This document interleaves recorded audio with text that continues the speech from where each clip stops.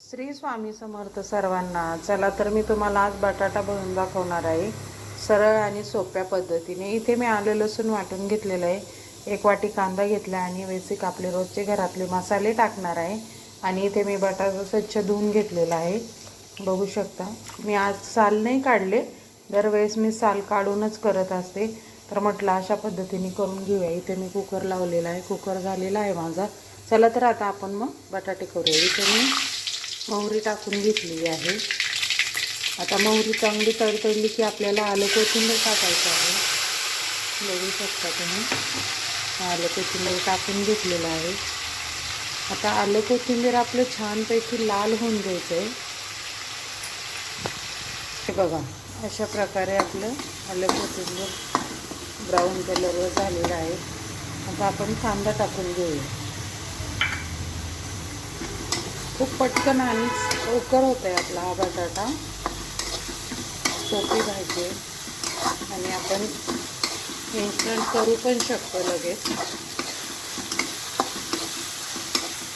अशा प्रकारे कांदा व्यवस्थित हलवून घेऊया। हे बघा, अशा प्रकारे आपला कांदा ब्राऊन कलर झालेला आहे। आता आपण याच्यामध्ये सर्व मसाले टाकून घेऊया। तर इथे मी आपलं घरचंच लाल तिखट, काळं तिखट घेतलेलं आहे। तुम्ही तुमच्या आवडीनुसार कमी जास्त टाकू शकता।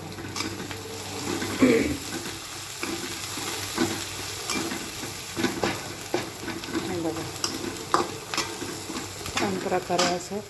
आता इथे मी पाणी गरम करायला ठेवलेलं आहे, आपण पाणी गरम करूनच टाकणार आहोत। तर आपण छान प्रकारे याला बटाटे टाकलेले आहेत, याला परतून घेऊया।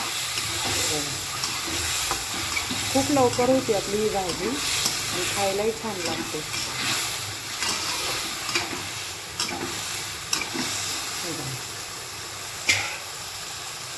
थोडं 1-2 मिनटं आपण याला परतून घेऊया।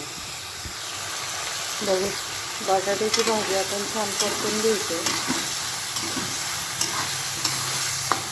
आणि इथे मी हा लकी मसाला वापरणार आहे, बघू शकता तुम्ही।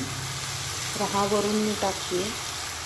आमच्या इथे जरा तिखटच लागतो भाज्या, तुमच्या इथे बघा तुम्ही तुमच्या आवडीनुसार टाकू शकता।